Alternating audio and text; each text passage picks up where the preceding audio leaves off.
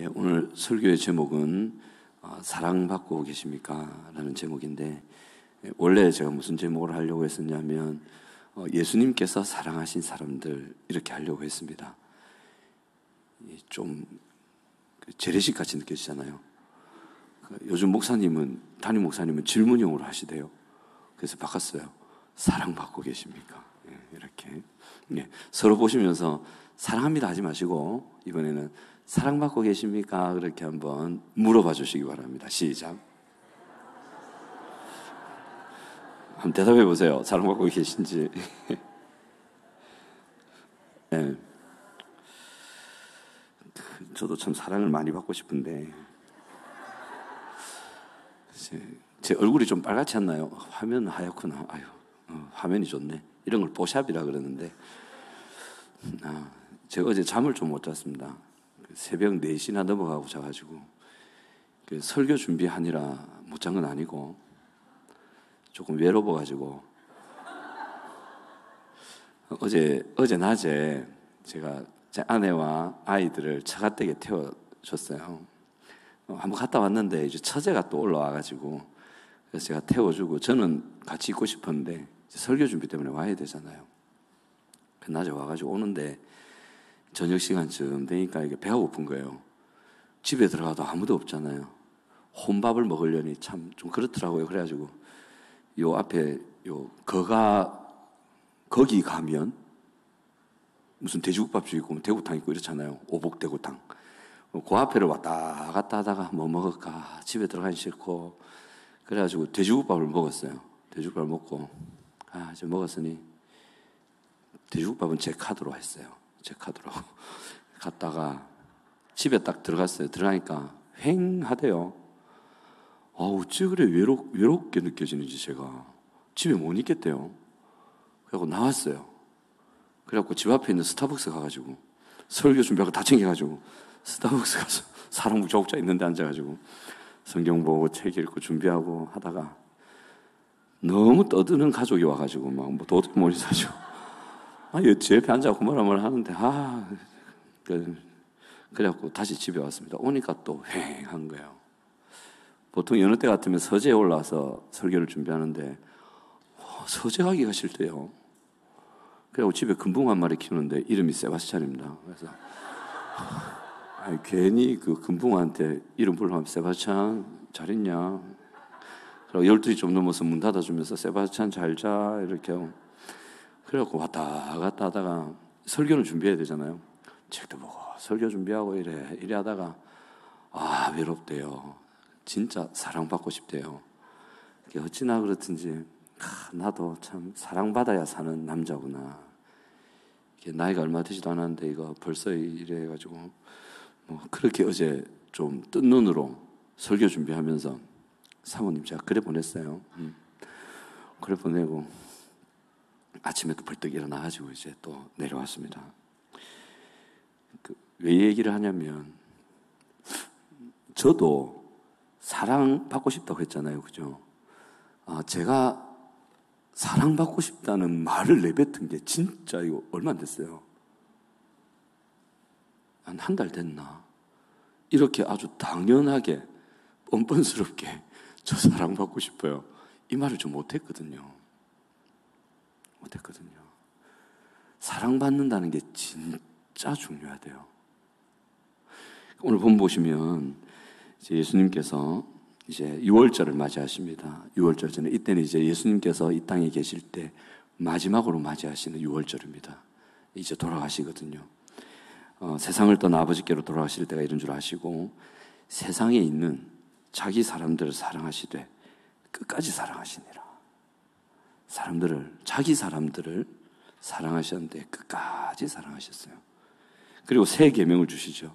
내가 너희를 사랑한 같이 너희도 서로 사랑하라. 예수님은 이제 좋은 천국으로 가세요. 근데 이 세상에 여전히 있게 될 자기의 사람들, 그 사람들에게 말씀하시죠. 끝까지 사랑하시되 사랑하시면서 새 계명을 주십니다. 이 말이 새 계명이지 다른 말로 하면 이게 신신당부일 거지 않습니까? 예수님께 딱 하나 주셨거든요. 계명이라고 할 만한 건 하나를 주셨어요. 예수님이 여러분들한테 기도 몇 시간 하라 말씀하시던가요? 하루에 성경 몇 장씩 봐라 말씀하시던가요? 전도 축제 기간이 되면 몇 명 이상 전도해야 된다 말씀하시던가요? 세일 배가 하라고 말씀하시던가요? 하나도 말씀하신 게 없어요. 그렇다고 또 담임 목사님 오시면 권 목사 그런데 세일 예수님이 말한 적 없다던데요. 이러면 안 되고, 그 말이 아니고 예수님께서 우리에게 신신당부하시면서 말씀하신 건 딱 하나 있어요. 서로 사랑해라. 내가 너희를 사랑한 같이 너희가 서로 사랑해라. 이 말씀은 정말 하고 그래 가셨습니다. 예수님은 사랑하셨고 또 사랑을 지극히 강조하셨습니다. 자, 여기서 우리 질문을 한번 해볼게요. 자, 질문 방송실 띄워주세요. 우리 같이 한번 읽어보겠습니다. 시작. 왜 예수님은 이렇게 사랑을 강조하셨고 끝까지 사랑하신 자기 사람들은 어떤 사람들일까요? 좋겠다. 좋겠죠. 예수님 옆에 앉아 보셨나요? 예수님하고 식사해 보셨어요? 와, 사랑의 본체시거든요. 여러분, 저하고 식사하시면 얼마나 좋으시겠어요? 싫으세요? 제 랜덤으로 전화 드립니다. 밥 한 끼 사세요. 얼마나 부담스러우시겠어요. 그죠? 왜냐하면 저는 사랑의 본체가 아니거든요. 사랑의 본체이신 예수님과 같이 밥 먹고 같이 얘기하고 같이 걸었다. 이야, 이거는 뭐 로또죠, 로또.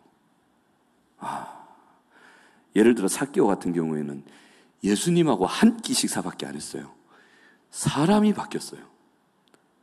새 사람이 됐어요. 그죠? 이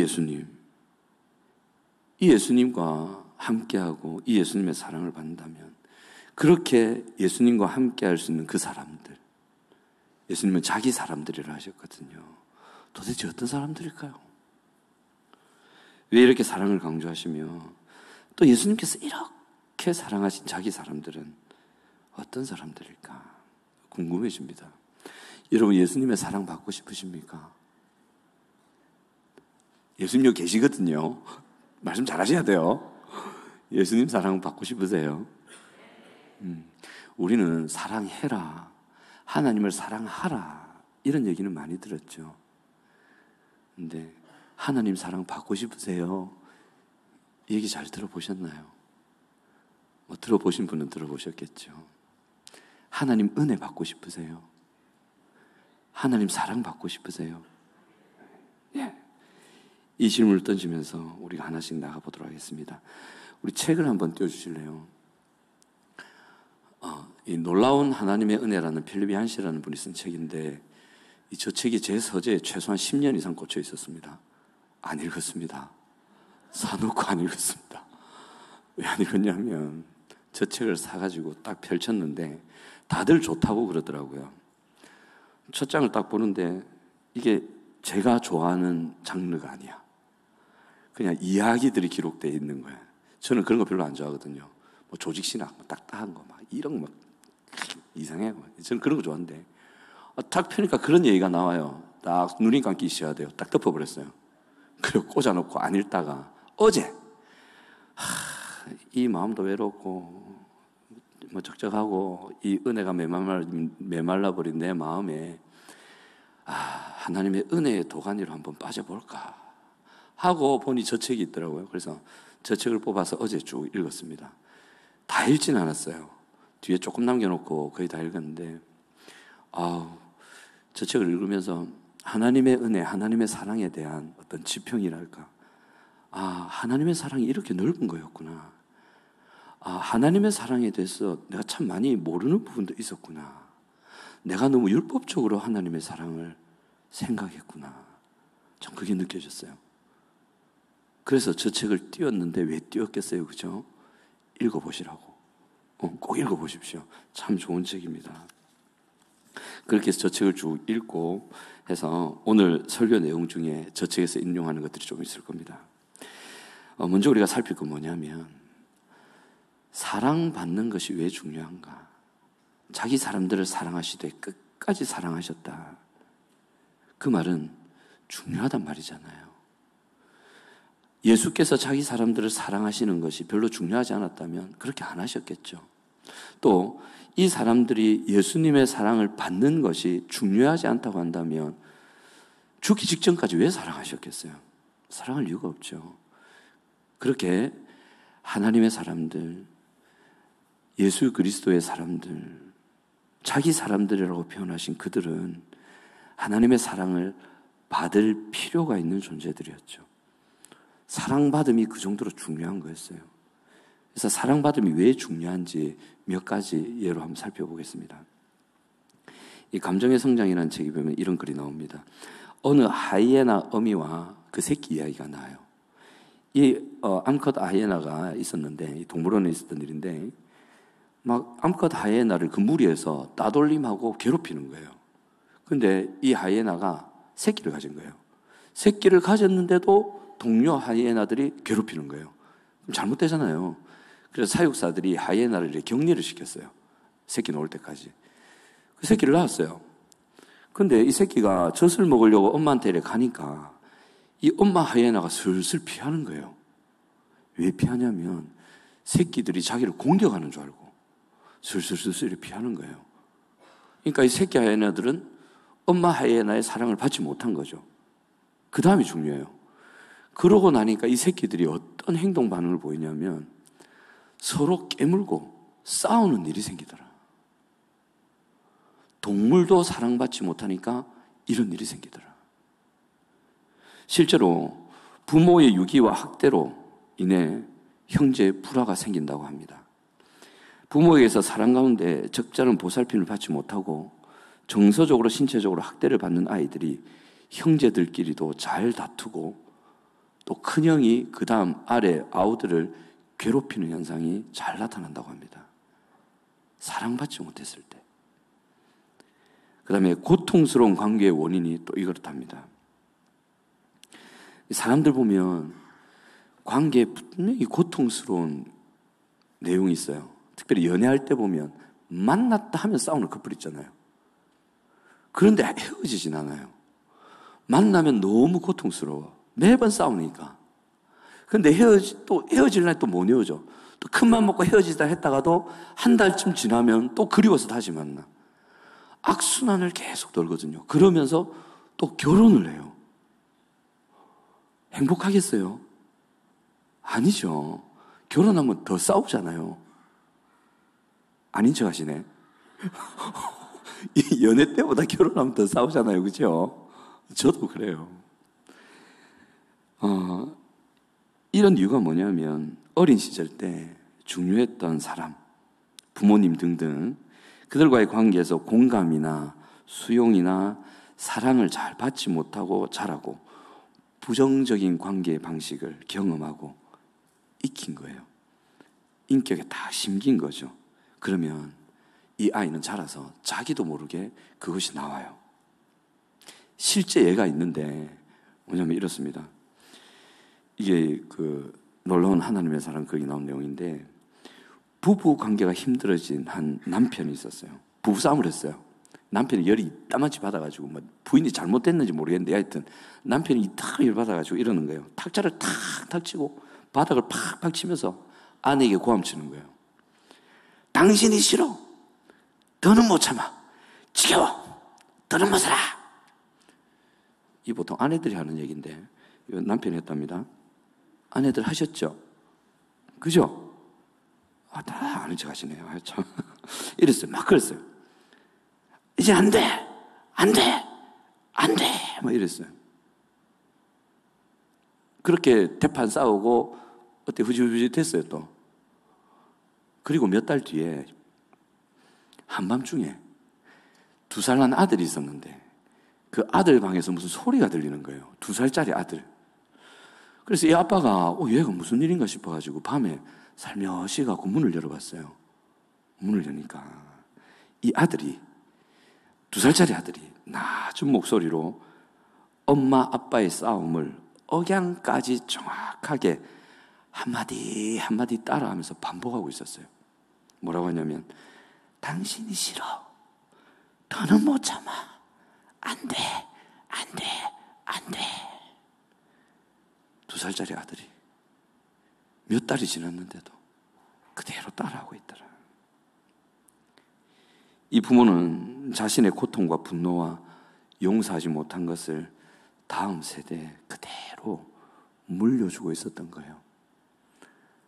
아이는 사랑받지 못했죠. 사랑받지 못한 아이에게서 이런 일이 나타난 겁니다. 이렇게 사람은 한 사람이 건강한 인격으로 자라고 건강한 관계를 이루는데 정말 필요한 것이 사랑입니다.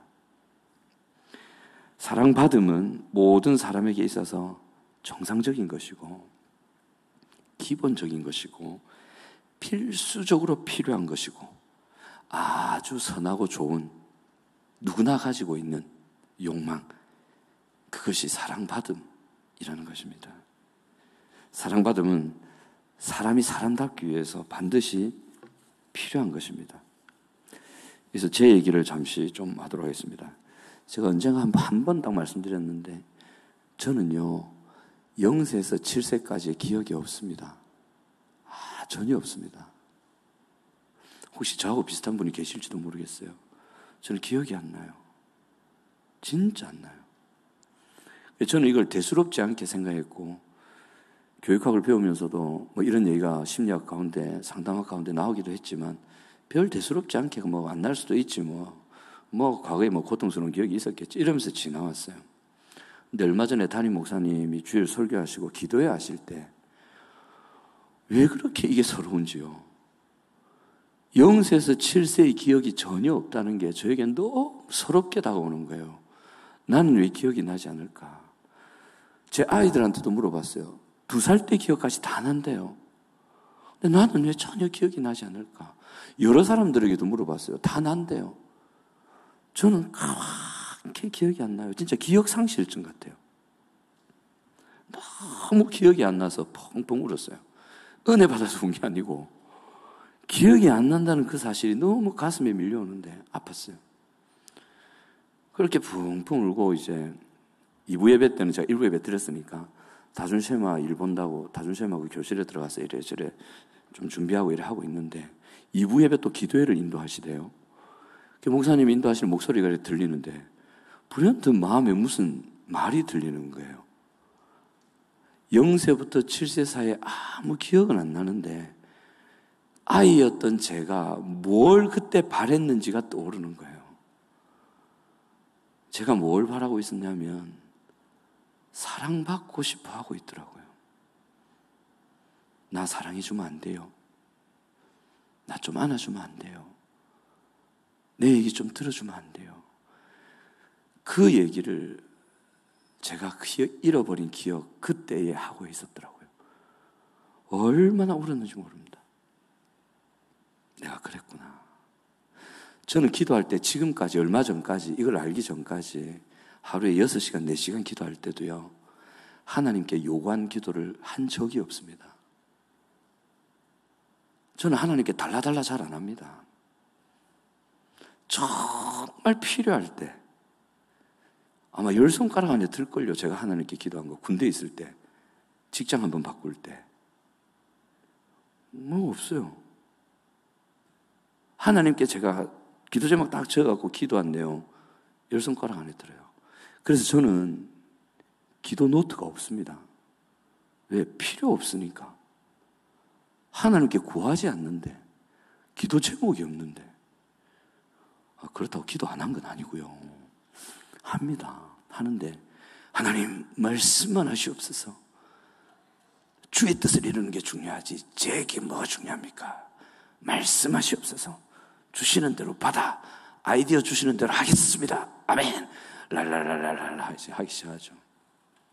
그렇게 해서 수시간을 하죠. 하나님께 구해본 적이 없어요. 저는 이걸 쉽게 생각했는데 이게 사랑받을 기대를 안 한 거예요. 어린 시절에 사랑받아본 경험이 없으니 사랑해달라고 말을 못하는 거죠. 저는 지금도 살아계신 아버지께 제 차 사는데 돈 좀 보태달라. 집 사는데 뭐 좀 해달라. 매 학기마다 등록금이 없는데 어떻게 좀 해달라. 말해본 적이 없어요. 아버지한테 그렇게 요구해 본 적이 없어요. 대견한 것 같죠? 아니요. 아팠던 거예요. 참 이것 때문에 얼마나 아팠는지 모릅니다.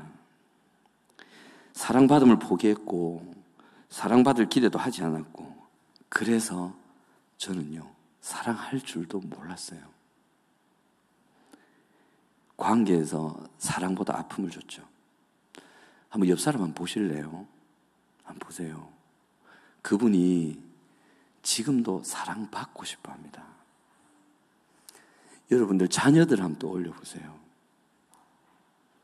어린 자녀들, 장성한 자녀들 다 그 아이들 하나도 빠짐없이 사랑받고 싶어 합니다.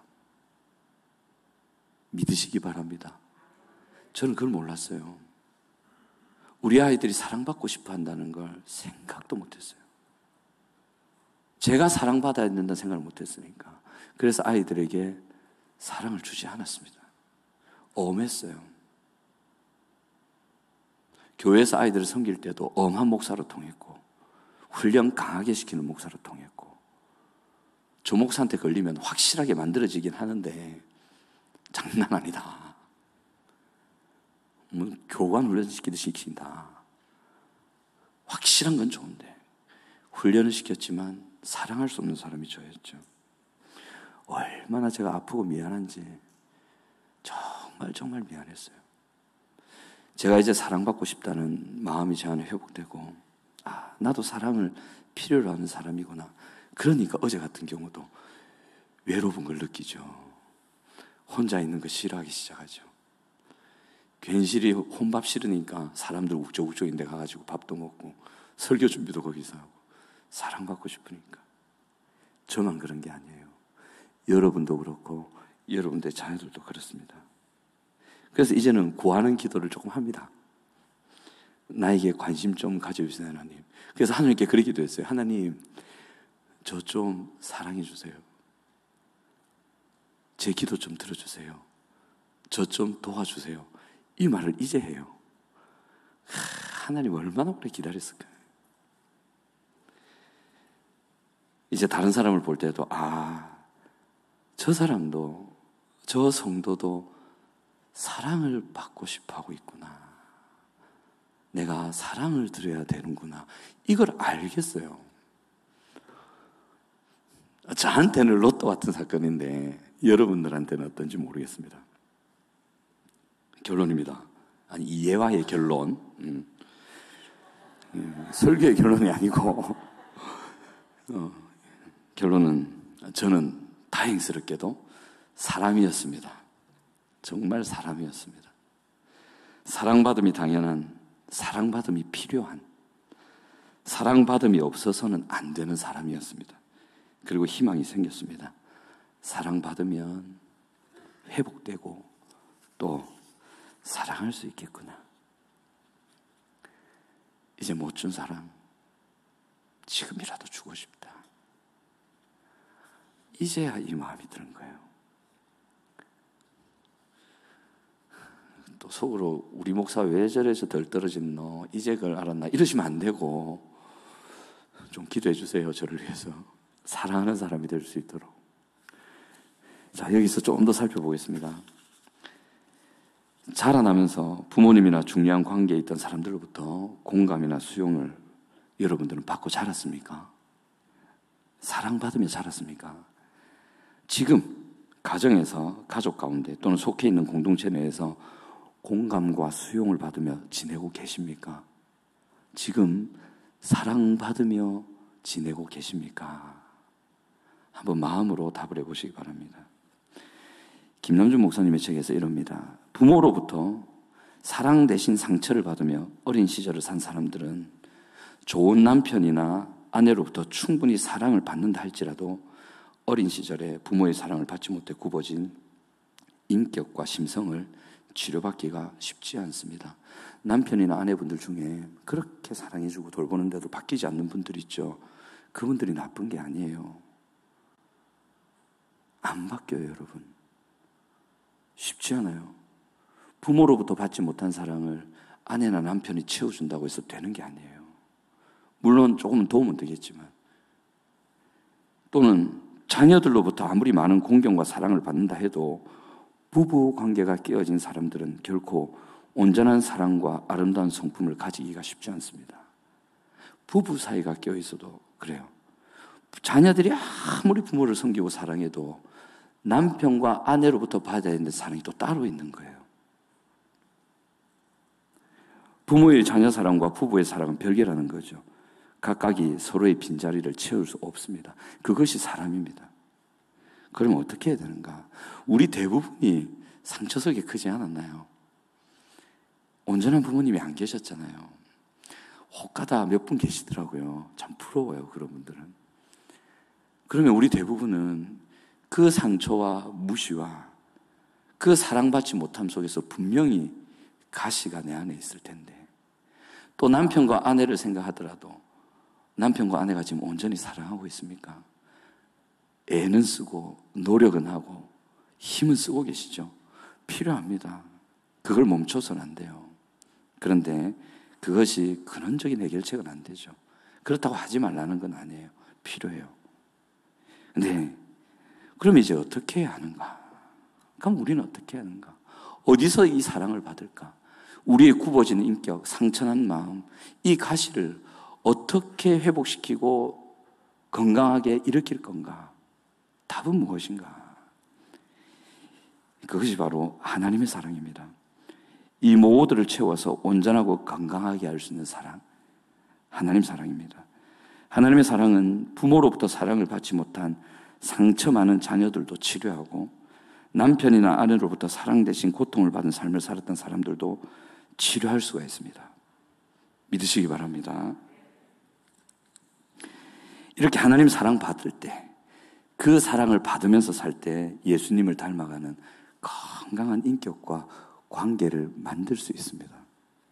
자, 여기서 이제 우리는 사랑을 받아야 된다는 걸 알았습니다. 그렇죠? 자, 따라해 보실까요? 나는 사랑을 받아야 하는 사람이다. 예. 여기서 이제 한 가지 질문을 한번 더 해볼게요. 자, 띄워주실래요? 같이 읽어보겠습니다. 시작. 여러분과 우리는 하나님의 사랑을 받을 만한 사람들입니까? 여러분과 우리는 하나님의 사랑을 받을 만한 조건이나 자격을 가지고 있습니까? 한번 여쭤볼게요. 우리는 보통 생각하잖아요. 헌금도 꼬박꼬박 잘해야 되고, 예배도 빠져서는 안 되고, 기도 많이 하고 성실하게 꾸준하게 해야 되고, 전도도 많이 하고, 셀도 잘 섬기고, 교회 맡긴 직분 충성스럽게, 영적인 지도자에게 불만 터뜨리지 않고 잘 섬겨야 하나님이 사랑해 주시고, 은혜를 주시고, 돌봐주시고, 그래서 큐티다들 빠짐없이 꾸준하게 하면서, 이래야 하나님께서 나를 사랑하실 법하지. 이렇게 해서야 하나님이 나를 사랑하시지. 보통 그렇게 생각하시죠? 아닌가요? 저도 그래서 기도 많이 했어요. 하루에 3시간, 4시간 기도하면 하나님의 사랑이 팡 느껴져가지고 팡 새 사람 되고, 막 찬양 2시간, 3시간 손 들고 팍 하면 하나님 팍 마셔가지고 오메 이래 되고 그럴 줄 알았거든요. 자, 그러면 보겠습니다. 그림을 한 장 띄워주실래요? 예, 저 그림이 뭐냐면 파올로 베로니스라는 화가가 그린 그림입니다. 가나안 혼인잔치, 요한복음 초반에 나오죠. 요한복음으로 쭉 갑니다. 가나안 혼인잔치인데 저 가운데 앉아 계신 분, 뒤에 후광이 좀 쫙 나오신 분이 예수님이세요. 가운데 약간 아래 앉아 계시거든요. 예수님과 마리아가 앉아 있고 그 주변에 온갖 사람들이 다 모여 있습니다. 저 사람들이 누가 있냐면 흑인도 있어요. 난장이도 있고, 그리고 로마 병사도 있다는데 어제 제가 밤새도록 찾아봐도 로마 병사는 안 보이던데, 로마 병사가 있고 코가 빨갛게 취한 주정뱅이 비슷한 사람도 앉아 있고, 온갖 상인들, 이방인들, 뭐 흠이 있는 사람들, 죄인들, 여자들 다 모여 있어요. 근데 중요한 건 저 그림이 종교 재판에 회부됐어요. 왜 그랬냐면 예수님 같이 거룩하신 분이 어떻게 이런 사람들하고 같이 앉아 있다고 네가 상상할 수 있느냐? 어째 네가 이따위 그림을 그리냐? 어째 예수님이 저런 사람들, 이방인 흠결 있고 난쟁이에 옛날 같았으면 하나님의 총에도 들어가지 못하는 인간들이 어떻게 예수님 주변에 있고 예수님은 그들과 저리 함께 있게 그러냐. 이거 당장에 치아라. 이런 거예요. 그러니까 이 베로니스가 뭐랬냐면, 아니 제가 알기로 성경에는 예수님이 이런 사람들과 함께 했다고 나오지 않습니까? 예수님이 이 사람들의 친구라고 되어 있지 않습니까? 예수님의 별명이 죄인의 친구 아닙니까? 저는 성경에서 예수님이 이런 사람들을 사랑했다고 저는 알고 있습니다. 못 줍니다. 그래서 종교재판이 어떻게 결론을 내렸냐면, 이 그림은 거룩한 그림, 성화가 아니라 속된 그림, 속화다 판결을 내린 거예요. 이 그림이 아직도 있습니다. 저 사람들을 예수님이 사랑하셨습니다. 자, 이제 한 사람 한 사람들 요한복음에서 한번 볼게요.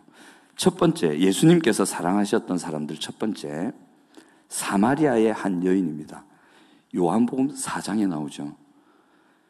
남편 6명이 있었습니다. 예수님 말씀으로는 네 남편이 5이 있었으나 지금도 남자가 있는데 그 남자는 네 남편이 아니니라. 그럼 뭐란 말이야 도대체? 현재 있는 남자까지 하면 총 6명의 남자를 거느린 여자였습니다. 여러 가지 설이 있지만 일단 좀 그렇고요. 사마리아 출신이었습니다. 유대인들에게는 짐승 취급받던, 민족을 배신한, 혈통을 섞어버린 나쁜 인간들. 그래서 유대인들이 가까이도 하지 않았던, 출신과 삶 모두 하나님께 사랑받을 만한 어떤 조건도 없는 것 같습니다. 그런데 예수님이 먼저 찾아가셨습니다. 그리고 그 여인을 가장 정중하게 인격적으로 대하셨습니다. 그 다음에 요한복음 8장에 나오는 간음 현장에서 잡힌 여인이 있습니다. 간음하다 현장에서 잡혀서 예수님 앞에 왔습니다. 율법에는 바로 그 자리에서 돌로 쳐 죽여야 되는 여자였습니다. 짐승만도 못한 여자죠. 출신은 모르겠습니다. 근데 삶은 참 처참했고 비참했고 수치스러웠고 역시 하나님께 사랑받을 만한 조건은 없는 것 같습니다. 그런데 예수님은 이 여인을 사랑하셨습니다. 이상합니다. 맹인 보겠습니다. 요한복음 9장에 맹인이 나옵니다. 태어날 때부터 맹인입니다. 이런 사람은 율법에 하나님의 총에 들여서는 안 되는 흠이 있는 자입니다. 사회에서는 소외계층, 차별받던 사람이고 하나님께 사랑받을 만한 조건 전혀 없습니다. 그런데 예수님이 찾아가십니다. 이상합니다. 마리아, 나사로의 여동생이죠. 요한복음 11장에 나옵니다. 그 요한복음 11장 2절에 따르면 예수님 발에 향유를 붓던 그 여자, 누구지 아십니까? 창녀, 죄인. 동네 사람 다 알고 있어요. 예수님 발에 향유 붓고 머리로 씻을 때 주변 사람들이 어메 예수 저 여자 누군지 모르는가 봐. 저 여자 죄인인데 더러분한데 어머 어떻게 해서 더러분하고 지발 만지게 놔두노. 어머 이상하네. 세상이 희한하게 돌아가네. 그랬던 여자 마리아. 사람들의 멸시와 천대 속에 살았고요. 역시 하나님께 사랑받을 만한 조건 없습니다. 그런데 성경에는 기록되어 있습니다. 하나님께서 나사로를 사랑하셨고 예수님께서 이 나사로와 이 가정의 사람들을, 여인을 사랑하셨다. 이상합니다. 베드로입니다. 안 나오는 데가 없어요. 감춰요, 이 사람이. 요한복음 전체에 걸쳐서 나옵니다. 특별히 21장에 확실하게 드러나죠. 예수님을 배반한 나쁜 인간 중에 나쁜 배반자, 도망자, 수치스러운 인간. 어떤 사랑으로 키웠는데 한 방에 도망을 가고, 도망가는 것도 모자라서 쌍욕을 하고 도망을 가고, 니는 하나님 하늘에서 우박 떨어지고 죽어보라. 이런 인간이 베드로였습니다. 신성모독자였죠. 예수님의 사랑을 받을 어떤 조건도 없는 사람. 사도 바울입니다. 요한복음에 나오지 않지만 사도행전 7장의 모습을 드러내죠. 이 사람은 그리스도인을 살인하는 데 공모했던 사람입니다. 그리스도인들을 예수 믿는다는 이유 때문에 고문할 때 그 고문을 방조했던 사람이 이 사람입니다. 10번 죽여도 모자랄 인간. 근데 하나님은 바울을, 예수님은 바울을 사랑하셨습니다. 6명의 살아있는 인물이 지나고 마지막 하나, 죽은 사람도 사랑하셨습니다. 최소한 예수님이 만진 시체가 3구라는 거 아십니까? 첫 번째, 야이로의 딸 죽었죠. 예수님이 가서 살립니다. 두 번째, 어떤 과부의 아들 관에다가 가가지고 살립니다. 그리고 나사로 죽었다 못해서 썩었죠. 그도 살립니다. 시체를 가까이 하면 안 됩니다. 하나님의 사람이 시체를 가까이 하면 부정한 사람이 돼가지고 하나님께 어이 이래 됩니다. 근데 예수님은 시체까지도 가까이 하시고, 이 시체를 사랑했다니까 좀 그런데, 하여튼 사랑했다는 좀 그렇고 시체를 살리셨어요. 예수님께서 사랑하셨던 사람들의 목록이었습니다. 예수님이 이런 사람들을 사랑하셨어요. 방금 언급한 사람들이 자라온 가정 건강했을까요? 온전한 가정이 있었을까요? 하나님과 가정 관계 안에서 사랑을 받으며 이 사람들 자랐을까요? 이들에 대한 성경의 평가는 이렇습니다. 율법에서는 하나님의 총에 들이지 마라. 사형이다. 공동체에서는 배제되고 인간 취급받지 못한 사람들, 부정한 사람, 죄인, 이방인, 허물과 죄로 죽은 인간들, 진노의 자식들. 우리와 동일한 공통점이죠. 우리도 그렇잖아요. 우리도 이방인이요, 허물과 죄가 많고 흠결 많고 사랑받지 못하고 걷고 얼마나 굽어진 인격들입니까? 무엇 하나 하나님 사랑 받을 만한 조건이 없습니다. 그런데 방금 언급해드렸던 이 사람들, 그림에 나왔던 그 사람들, 그리고 우리들 또 다른 공통점이 있어요. 그게 뭔지 아세요? 저는 절대 말씀드리지 않은, 답을 말씀하지 않은 문제는 내지 않습니다. 앞에 설교를 잘 들었으면 답이 나올 텐데. 또 다른 공통점이 있어요. 뭘까요? 사랑을 받아야 하는 사람들이라는 거죠. 여러분, 죄인은 사랑받으면 안 됩니까? 죄인은 사랑받음을 전혀 필요로 하지 않는 또 다른 종류의 인간입니까? 굽어지는 인격을 가진 사람, 사랑받음을 필요로 하지 않는 제3의 인종입니까? 허물과 죄가 많고 연약하고 실수 많은, 사회에서도 따돌림 받고 연약한 그 사람들은 사랑받음이 전혀 필요 없는 외계인입니까? 아니요. 동일한 사람들입니다. 그리고 이들과 우리 모두 하나님의 자녀들이고 사랑을 받을 필요를 가지고 있는, 그 공통점을 모두 가지고 있는 것들이 우리들입니다. 믿으시기 바랍니다. 그래서 하나님이 우리를 사랑하시는 거예요. 잘나서 사랑하시는 것이 아니라, 뭐가 갖추어져서 사랑하는 것이 아니라, 뭐가 탁월해서 사랑하는 것이 아니라, 구별된 유대인이라서 사랑하는 것이 아니라, 하나님의 사랑을 받지 않으면 죽어버릴 수밖에 없기 때문에, 하나님의 사랑을 받지 않으면 살아날 수 없기 때문에, 그래서 예수님이 우리를 사랑하시는 거예요. 우리를 너무 사랑하셔서 이 땅에 오신 거예요. 우리를 사랑하시려고 우리 옆에 계신 거예요. 예수님의 십자가 구속 이후에 평가가 있습니다. 베드로 보자기 사건 아시죠? 사도행전 10장에 고넬료 사건에서 나오는 일입니다. 꿈에 보자기가 내려옵니다. 베드로가 그 안을 보니까 온갖 부정한 것들이 가득 차 있습니다. 하나님, 저희가 먹은 적도 없고 먹을 생각도 없습니다. 왜 저한테 들이미십니까? 하나님, 내가 언제 이걸 더럽다 하더노? 나는 이미 깨끗하게 했다. 나는 이거를 깨끗하다라고 한다. 나는 얘들 사랑한다. 그런 일이 3번 있은 다음에 고넬료가 찾아옵니다. 이미 하나님은 우리를 깨끗하다 하셨습니다. 믿으시기 바랍니다. 이미 하나님은 우리를 향해서 사랑한다라고 말씀하십니다. 하나님의 율법에도, 우리가 생각할 때도, 앞에서 살핀 성경의 사람들과 우리에게는 사랑받지 못할 조건들로 가득합니다. 그런데 예수님께서 그런 조건들을 하나씩 하나씩 십자가의 은혜로 다 걷어내십니다.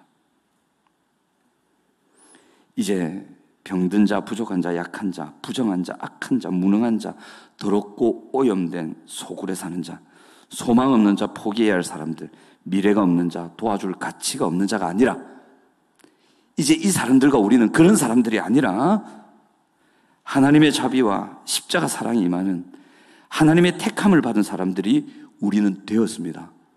믿으시기 바랍니다. 하나님의 자랑과 기쁨이 되었다고 하나님 말씀하십니다. 왕같이 제사장으로 세상에 하나님의 나라를 세울 능력자들이 되었다고 그렇게 얘기하십니다. 데살로니가전서 4장 1장 4절 한번 같이 보겠습니다. 데살로니가전서 1장 4절 같이 한번 읽어보겠습니다. 시작. 하나님의 사랑하심을 받은 형제들아 너희를 택하심을 아노라. 보세요. 데살로니가 있는 형제들이라고 우리와 다를 바가 뭐가 있겠습니까? 그런데 하나님의 사랑하심을 받은 형제들아 너희를 택하심을 아노라. 하나님이 사랑하고 있다고 하시죠. 제가 여러분들에게 편지를 쓰는 거예요. 하나님의 사랑하심을 받는 여러 성도님들, 바울은 그걸 확신하는 거예요. 그리고 실제로 그랬고. 자, 한번 따라해 보실까요? 나는 하나님의 사랑하심을 받고 있는 존재입니다. 여러분, 하나님 나라 잔치에는요, 흠 있는 자, 죄인, 외국인, 이방인, 부정한 자들, 자격 미달인 자들, 어떤 사람이 봐도 탐탁스럽게 여기지 않는 그런 사람들로 모여 있었습니다. 그런데 하나님께서는 또 하나님께는 그들이 얼마든지 소중한 존재고 그런 사람 하나하나가 돌아오면 하나님 나라에는 잔치가 벌어진다고 합니다. 세상 사람들이 뭐라 해도 여러분들은 하나님께 얼마든지 소중한 사람들이십니다. 믿으시기 바랍니다. 이거를 놀라운 하나님의 은혜라는 그 책에서 필리비안 씨는 이렇게 표현합니다. 우리는 다 불량품이다. 우리는 다 불량품이래요. 하지만 하나님은 어쨌거나 우리를 사랑하신다. 아멘. 불량품이라고 기죽을 필요 없어요. 하나님이 사랑하시는데 뭐 좀 모자란다고 기죽을 필요 없어요. 서러워할 필요도 없어요. 이제 우리는 사랑을 받고 있는 존재가 되었습니다. 아멘. 그렇습니다. 시간이 다 돼가네요. 이제 마무리를 해야 될 것 같습니다. 설교는 많이 준비가 되어 있는데 마무리하겠습니다. 베드로전서 2장 9절을 한번 보겠습니다. 베드로전서 2장 9절 같이 읽어봅니다. 시작. 그러나 너희는 택하신 족속이요 왕같은 제사장들이요 거룩한 나라요 그의 소유된 백성이니 이는 너희를 어두운 데서 불러내어 그의 기이한 빛에 들어가게 하시니에 아름다운 덕을 선포하게 하려 하심이라. 예, 우리를 향해서 택하신 족속이다. 왕같은 제사장들이다. 거룩한 나라다. 하나님의 소유된 백성이라고 말씀하고 계십니다. 사랑받아야 되는 필요를 하나님은 지금 채워주고 계십니다. 어디를 봐도 우리는 택하신 족속, 왕같은 제사장, 거룩한 나라, 소유된 백성이라고 불릴 만큼 어떤 것도 우리는 안 가지고 있어요. 근데 하나님이 그렇게 불러주세요. 생각해 봅시다. 하나님이 여러분들에게 편지를 써요. 하늘 아버지가 여러분들 너무 보고 싶어가지고 편지를 쓴단 말이에요. 그 이름 저한테 쓰시면 용덕아 잘 지내냐? 하늘나라는 항상 날씨가 맑단다. 그 땅은 좀 어떤지 내가 만들긴 했지만 날씨가 제법 짓궂지 이러면서 막 쓰시겠죠. 마지막에 뭐라고 달까요? 사랑스럽고 소중하고 귀하고 보고 싶고 함께 있고 싶고 자랑스럽고 내 기쁨인 내 아들 용덕이에게 아빠가 편지 계속 쓸게. 여러분들에게도 그렇게 쓰신단 말이죠. 마음속으로 하나님의 편지를 한번 그려보세요. 제일 처음에 뭐라고 하실지, 제일 마지막에 뭐라고 하실지. 맞아요. 하나님 그렇게 하세요.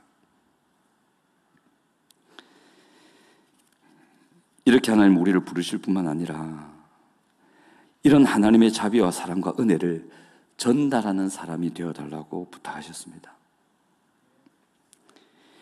이제 하나님의 사랑으로 건강하게 되고 세상을 회복시키기 위해 우리가 무엇을 해야 하는가 간단하게 살필게요. 하나님과 친밀한 관계를 가질 수 있도록 힘을 내시기 바랍니다. 율법이 아닙니다. 먼저 하나님께서 나를 용납하셨고 나를 사랑하심을 믿으시기 바랍니다. 하나님의 사랑과 성품을 알아가기를 힘쓰시고 그걸 깊이 묵상하십시오. 그리고 하나님 사랑으로 우리의 연약한 마음이 감화되고 강건해지도록 기도합시다. 하나님, 나 좀 사랑해 주세요. 하나님, 나 좀 건강하게 해주세요. 하나님, 하나님의 사랑으로 저를 일으켜 주세요. 기도합시다. 이와 함께 성도와 이웃과 가족과 친밀한 관계를 이루어가도록 애씁시다. 하나님의 사랑을 이렇게 받는 사람들에게 나타나는 모습이 있어요. 그게 뭐냐면 진짜 하나님의 사랑을 경험하고 그 사랑 안에서 우리의 상처와 가시들이 치료되고 회복되어 갈 때는 어떤 현상들이 나타나냐면 그 사람은 하나님을 사랑합니다. 그리고 하나님을 사랑한다라고 말을 하고요. 그리고 하나님이 사랑하는 사람들을 사랑해요. 그리고 하나님이 좋아하는 것을 하고 싶어지고, 자주는 아니지만 그런 현상이 생겨요. 오스카 와일드의 거인의 정원이라는 동화를 살피면서 마무리하겠습니다. 여러분들 잘 아는 어린 시절에 어린이 명작 동화라는 TV 프로그램 한번 보셨을 법한 내용인데, 거인이 살았어요. 정원이 있었어요. 크겠죠. 거기에 항상 이 거인 혼자만 있었습니다. 외로웠죠. 어린아이들이 들어왔어요. 싫었습니다. 그래서 거인이 어린아이들 막 내쫓아 버렸어요. 어디 내 정원에 와서 어린이를 피냐. 그런데 정원은 아이들을 쫓아가는 이유로 계속 겨울이었어요. 근데 또 애들이 들어오는 거예요. 구멍을 뚫고 정원으로. 근데 거인이 나타난 거예요. 이 또 무슨 소리냐. 그러니까 애들이 막 혼비백산에서 도망을 가는데 한 아이가 나무에 딱 떨어진 거예요. 그때 이 거인이 이 아이를 손으로 들어서 나무 위에 올려주죠. 그때부터 그 정원에 봄이 찾아옵니다. 따뜻함이 찾아옵니다. 이게 뭐냐면 타인에 대한 관심과 보살핌, 이것은 우리의 마음과 삶에 봄을 불러옵니다. 인간의 삶을 진정 가치 있게 해주는 것은 친밀한 관계의 경험, 사람과 사람 사이 인간애고 관계 속에서 느끼는 기쁨, 슬픔, 사랑, 미움, 용서 등의 감정은 우리를 성장시키며 자기애를 넘어설 수 있게 한다. 타인에 대한 관심과 보살핌. 그래서 예수님이 서로 사랑하라 하신 거예요. 하나님만 사랑하는 것이 아니라 서로 사랑할 때 자기 사랑이라는 틀을 넘어서 타인에 대한 관심으로 번지고, 그것이 우리를 성장시키고 우리를 건강하게 하고 하나님의 나라를 인격과 가정과 공동체에 이루어간다는 거죠. 하나님이 그렇게 만들어 놓으셨어요. 그래서 본문 34절 35절에 내가 너희를 사랑한 것 같이 너희도 서로 사랑하거라 신신당부하고 하신 거죠. 우리를 위해서, 우리의 회복을 위해서, 우리의 건강함을 위해서 하나님은 그렇게 말씀해 주신 거였습니다.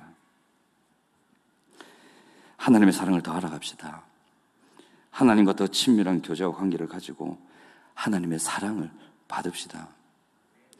가족과 성도나 이웃 공동체를 향한 관심과 보살핌을 가지고 하나님의 사랑을 실천하며 친밀한 관계 안에서 사랑을 받고 사랑을 주며 성장하고 성숙해 가면 좋겠습니다. 그래서 우리 모두 이번 한 주간에 하나님의 사랑을 묵상하시고 하나님께로부터 듬뿍 사랑받으시고 가족들에게도 나 좀 사랑해줘 얘기해 보시고 사랑 받으시기 바랍니다. 충분히 받으셔서 사랑을 하시고 하나님 나라 이루어 가시는 여러분들 되시기 바랍니다. 우리 같이 찬양하겠습니다. 하나님 사랑 변치 않는다. 우리 이 찬양하면서 우리의 조건, 우리의 상태, 우리는 염려할 때가 있습니다. 하나님이 어쩔 때는 나를 사랑하고 어떤 때는 나를 사랑하지 않을 것 같습니다. 왜냐하면 나 자신이 자꾸 바뀌기 때문입니다. 어떤 때는 잘하고 어떤 때는 못하고 어떤 때는 잘난 것 같은데 어떤 때는 못난 것 같고, 그래서 하나님의 사랑도 그것에 따라 바뀌는 것 같습니다. 염려가 됩니다. 근데 아닙니다. 우리가 잘하건 못하건, 우리가 잘나건 못나건 하나님은 우리를 변함없이 사랑하고 계십니다. 믿으시기 바랍니다. 우리 이 사랑을 묵상하면서 하나님 사랑 변치 않는다, 우리 찬양합시다.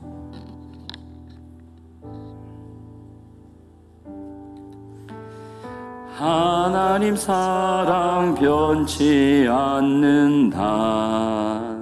하나님 사랑, 하나님 사랑 변치 않는다.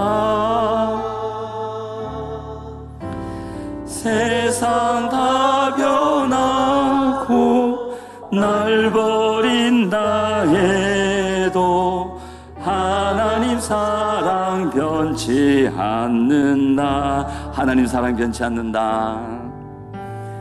하나님 사랑 변치 않는다.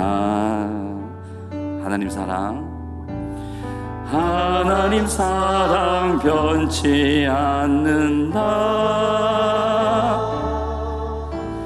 세상 다 변하고 날 버린다 해도 하나님 사랑 변치 않는, 우리 한 번만 더 하나님 사랑 변치 않는다. 하나님 사랑 변치 우리 하나님 사랑만 봅시다. 하나님 사랑, 하나님 사랑 변치 않는다. 세상 다 변하고 날 버린다 해도 하나님 사랑 변치 않는다. 하나님 내 길 인도하신다. 하나님 내 길 인도하신다. 하나님 내 길 인도하신다. 나의 가는 길 다 주님께 있으니 하나님 내 길 인도하신다. 하나님 내 길 인도하신다. 하나님 내 길 인도. 안심하시기 바랍니다. 우리를 사랑하시는 분이 우리를 인도하고 계십니다. 하나님 내 길 인도하신다.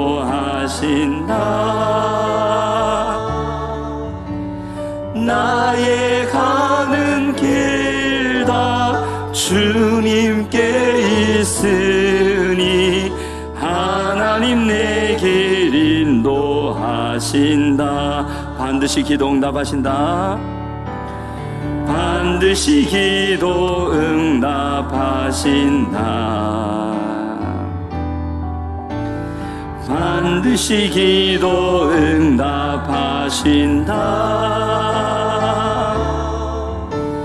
때론 나의 뜻과 다른 길이라도 반드시 좋은 것을 주십니다. 하늘의 것을 구하면 산다. 하늘의 것을 구하면 산다. 하늘의 것을, 하늘의 것을 구하면 산다. 세상 헛된 곳에 소망 두지 말고 하늘의 것을 구하면 산다. 하나님 사랑 변치 않는다. 하나님 사랑 변치 않는다. 하나님 사랑, 하나님 사랑 변치 않는다. 세상 다 변하고 날 버린다 해도 하나님 사랑 변치 않는다. 마음속에 어려움이 있을 때, 마음속에 어려움이 있을 때,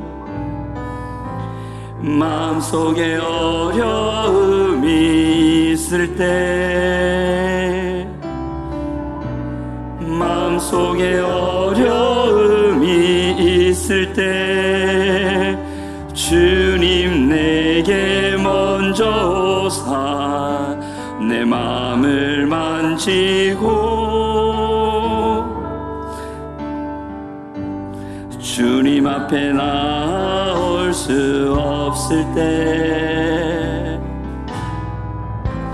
주님 앞에 나올 수 없을 때,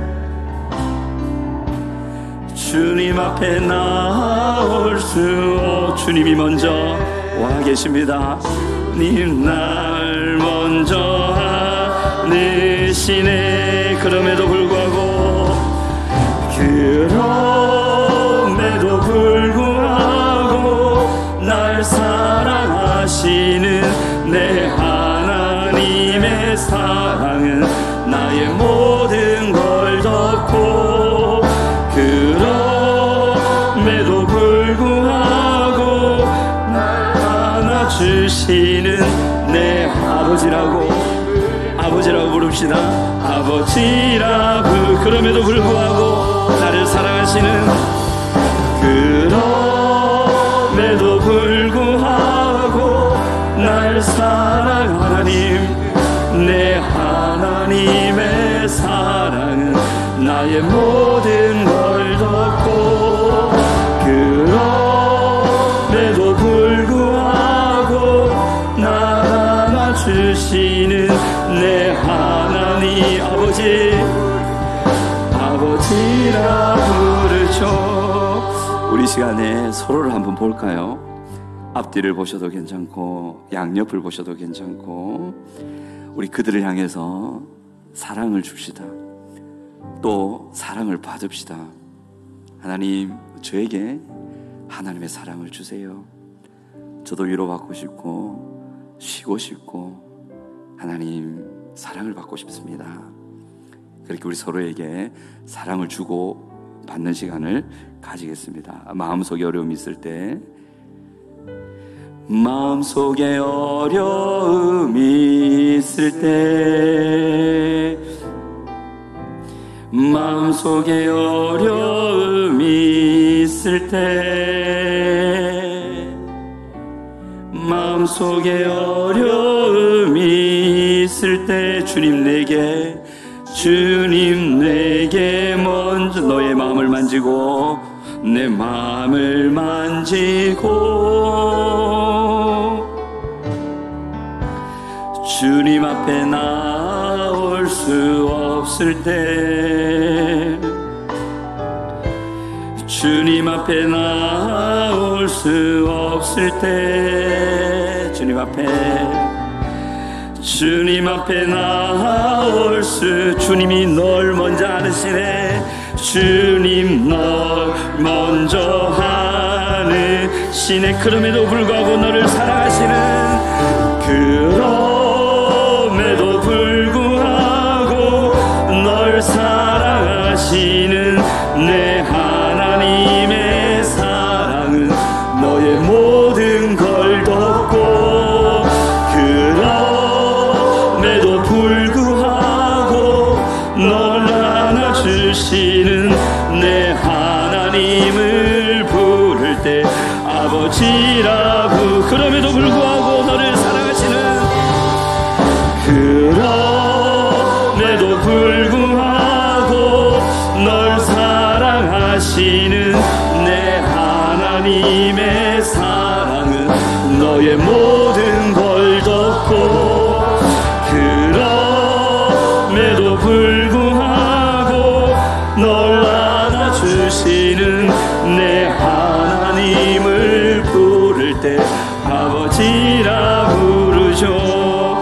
기도하겠습니다. 기도하실 때 하나님, 우리가 하나님의 사랑을 받고 싶습니다. 그런데 제가 제 자신을 볼 때마다 하나님의 사랑을 받는 것이 두렵고 받을 자격이 없는 것 같습니다.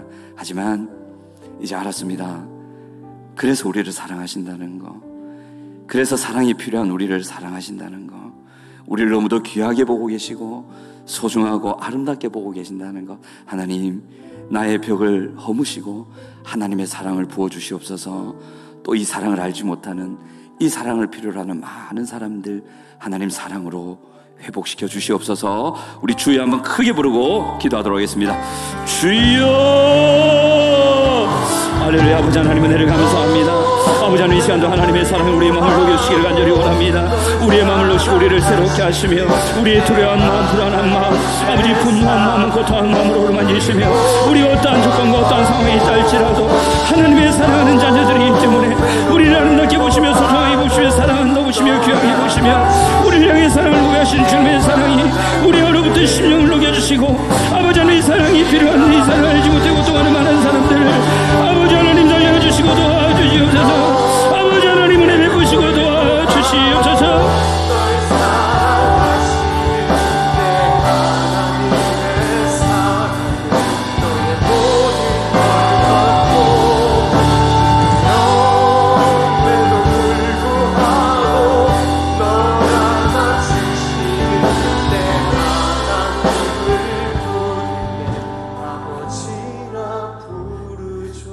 마지막으로 이 찬양하겠습니다. 슬픈 마음 있는 자, 몸과 영혼 병든 자, 누구든지 예수 이름을 부르시오. 예수님, 우리의 조건을 보시는 것이 아니라 사랑을 받아야 하는 우리의 마음을 보십니다. 그래서 예수님 우리 모두를 사랑하십니다. 조건 없이, 차별 없이 사랑하십니다. 믿으시기 바랍니다. 우리 슬픈 마음 있는 자 같이 찬양하겠습니다. 슬픈 마음 있는 자, 몸과 영혼 병든 자, 누구든지 부르시오. 예수 이름 부르시오. 그 이름을 믿는 자, 그 이름을 부르는 자, 그가 어떤 사람이든 그는 구원 얻으리. 슬픈 마음 있는 자, 슬픈 마음 있는 자, 몸과 영혼 병든 자, 누구든지 부르시오. 예수 이름 부르시오. 그 이름을 믿는 자, 그 이름을 부르는 자, 그가 어떤 사람이든 그는 구원 얻으리. 예수, 예수, 사랑의 이름, 능력의 이름, 예수, 예수, 오 능력의 그 이름 예수, 나 외쳐 부르네. 예수님, 예, 사랑합니다. 안심하고 주님의 이름을 부릅니다. 예수, 오 원의 그 이름 예수, 나 외쳐 부르네. 예수 그리스도, 은과 금 내게 없으나, 은과 금 내게 없으나, 나 가진 건 너에게 주니. 하나님, 예수님, 여기에 이름 예수라. 그 이름을 부르시오. 그 이름을 믿는 자, 그 이름을 외치는 자, 그가 어떤 사람이든 그는 주의 영광 보리라. 예수, 예수, 오 능력의 그 이름 예수, 나 외쳐 부르네. 예수, 예수, 오 구원의 그 이름 예수,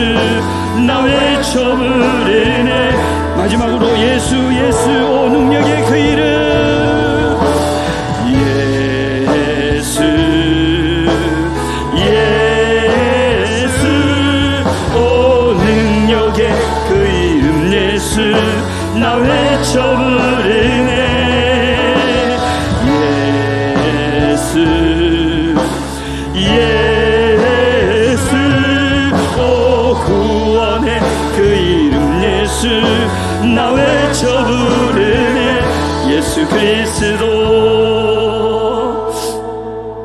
예수님, 이제는 예수님의 도움을 바라고 예수님의 손길을 바라고 예수님의 구원을 바라고 기도합니다.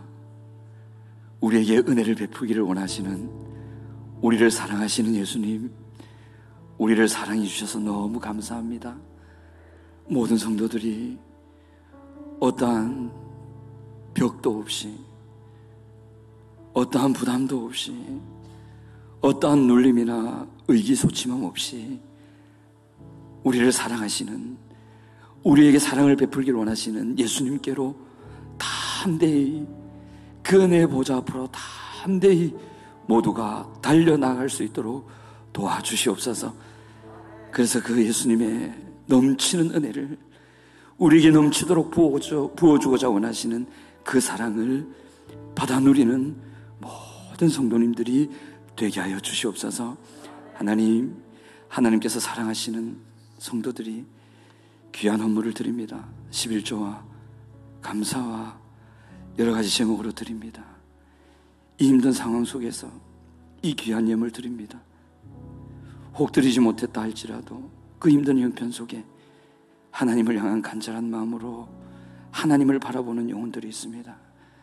하나님, 이 모든 것을 받으셔서 이것이 하나님의 아름다운 나라를 위하여 고통하는 영혼들에게 주님의 사랑으로 채우시는 그 은혜의 사역에 귀하고 풍성하게 쓰이게 하여 주시옵소서. 드린 손길, 드린 마음 모두에게 큰 복을 내려 주시옵소서. 지금은 우리 구주 예수 그리스도의 은혜와 아버지 하나님의 놀라우신 사랑과 성령님의 충만하심이 이 자리에 사랑을 받아야 하는 모든 하나님의 자녀들에게 지금부터 영원토록 함께 있을지어다.